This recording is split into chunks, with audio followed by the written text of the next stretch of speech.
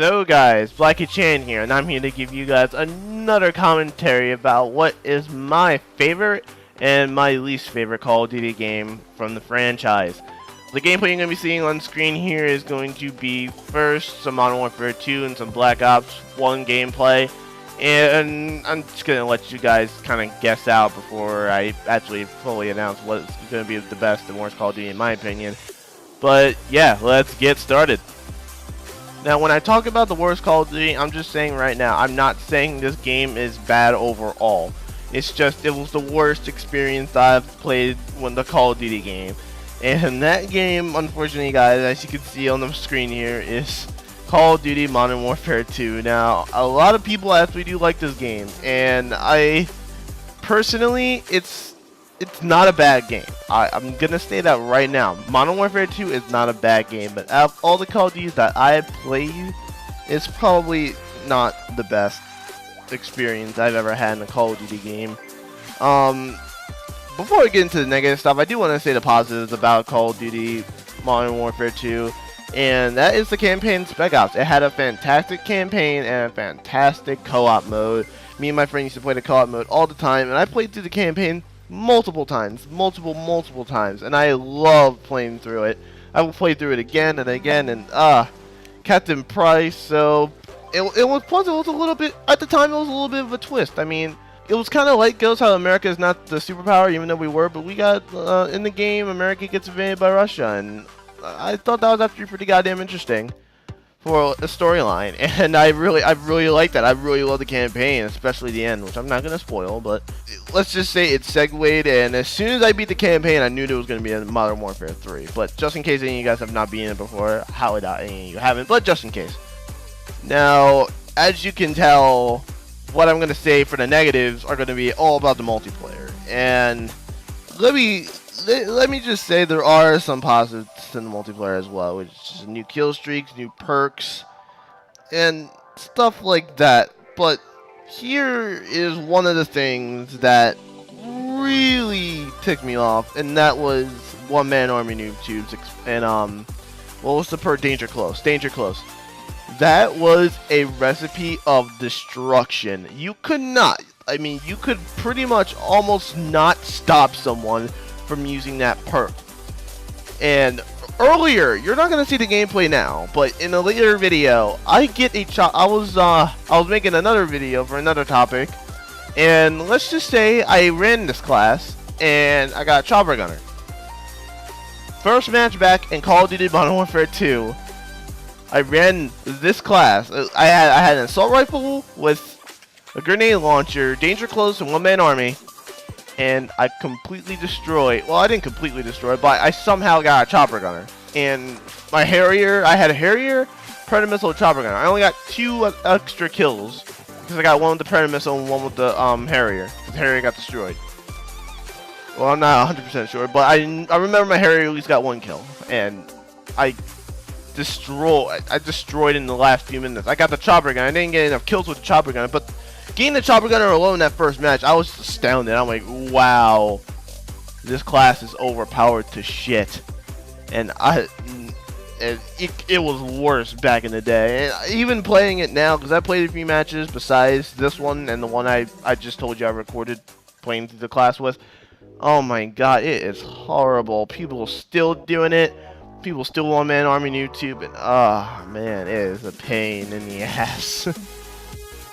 Now, another bad point about Modern Warfare 2 that I thought that wasn't, and this is probably the worst out of all the list, and that is modded lobbies and scamming. Now, back in Modern Warfare 2, when it was at the height of its popularity when it came out, there were messages upon messages of people wanting to get 10th Prestige lobbies in Modern Warfare 3, and I've been in a few that were fake, I've been in a few that were legit. And I don't know, it's just something about cheating in multiplayer games that just really irked me. I got my 10th Prestige legitimately, and the only one I have not gotten legitimately, just point of reference, is Call of Duty World at War, and that's because I got dragged into a zombies modded lobby.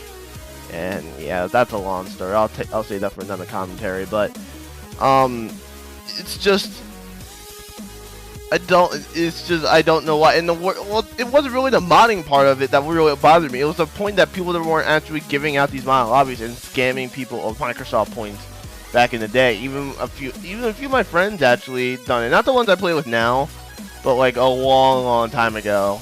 Like some other people that you guys never seen in my videos. They tried to scam some people. Yeah, I think they actually succeeded. I'm not 100% sure, but yeah, it was rough, and I really got mad every time I heard modded lobby. I got either mad because it was a scam, or I got mad because it was just a modded lobby in general. So that was really the worst part of it. They're not in anymore, from what I know of. I highly doubt anyone would want to turn Prestige Lobby in MW2 since Advanced Warfare is coming out soon. But it was really bad, and I really did not like the fact that people were able to mod the game and get 10th Prestige and get all the attachments and everything early. And I didn't really see the point of it, but what are you gonna do? You can't force everyone to stop modding games and stuff like that, so. Alright, next thing on the list is Infinity Ward really didn't pay attention to any of this that was going on. They really didn't try to fix anything from what I could see.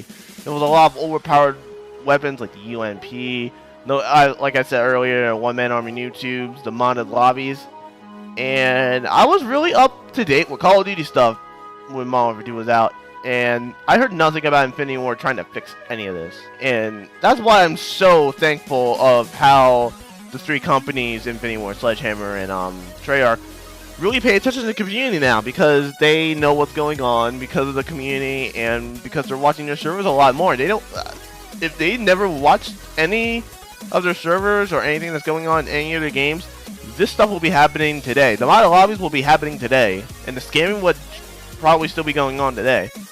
And I really appreciate the three companies at least looking at their game and not just releasing it and say, well, we don't need to fix anything. Even though I don't think Infinity Ward really learned their lesson with Modern Warfare 3, but they did patch a few things, but not right away. But either way, I'm still glad that the community has a larger voice than it used to have, and that's one thing I would be thankful for Modern Warfare 2 doing, is actually enforcing that, hey, the community has a voice, and if everyone wants something fixed, well, if you don't fix it, then we're probably not going to play the game anymore. So I'm kind of thankful for Modern Warfare 2, at least for that. Next, oh my god, next is the Commando Lunge. You guys already know what Commando Lunge is. Knife at a long ass distance. This has pretty much been nerfed at this point. But if you guys don't remember, Commando was a perk where it made you knife at a ridiculous range. I've heard stories of people knifing across the map because it got glitched, and it was horrible from what I've heard. So, Commando, what are you gonna do? It's Commando, and right now it looks like Commando's really nerfed right now. So that's really good.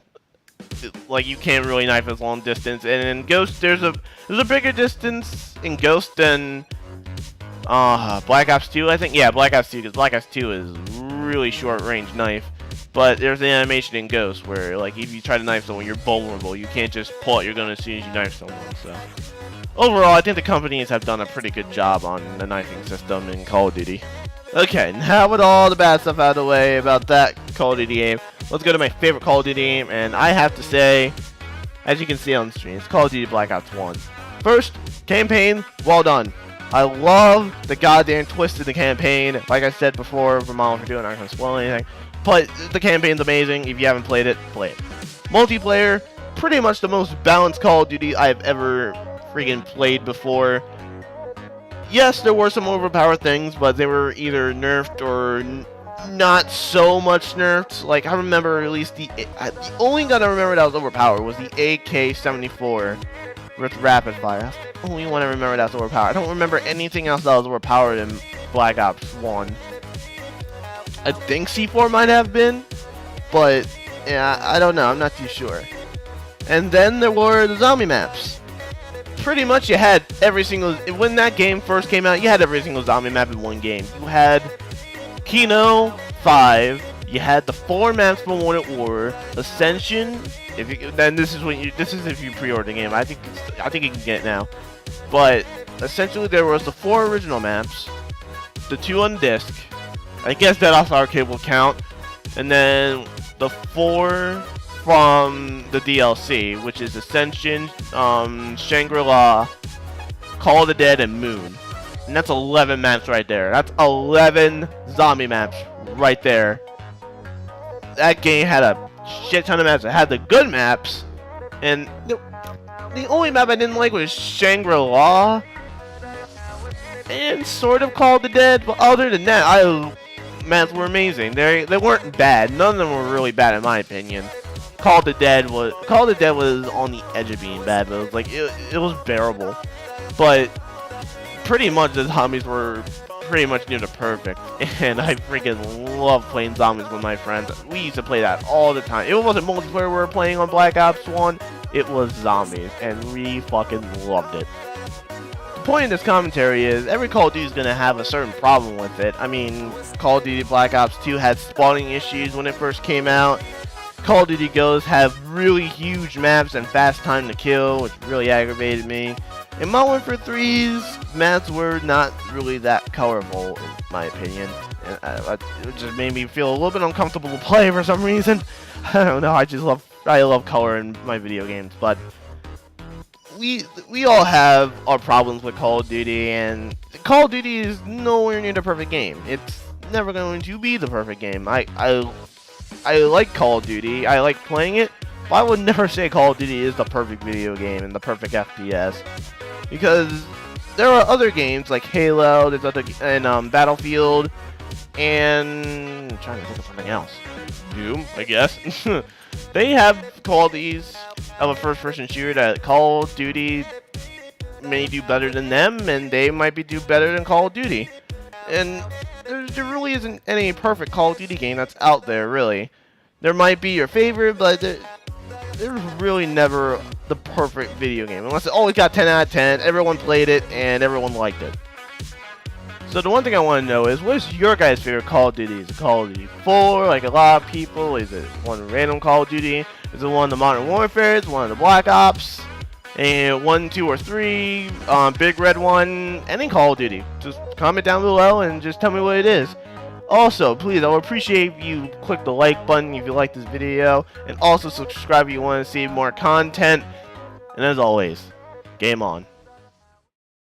Ready, set, go!